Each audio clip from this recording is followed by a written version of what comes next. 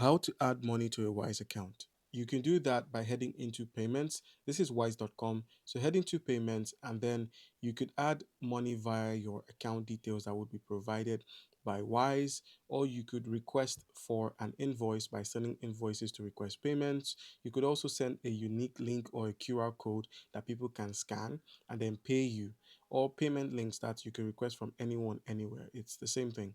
Now, the other option of, receiving money on Wise or getting money into your Wise account is by clicking on send. When you head into payments, click on send here.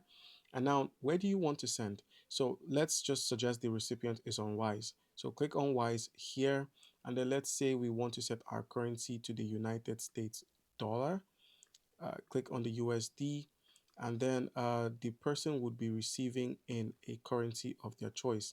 So let's say we're sending from there to the United Kingdom. Just go with GBP and then enter the amount you want to send. So let's say I want to send 700 and they would be receiving this amount here, and we are paying via our connected bank accounts, and then it's going to arrive the same day.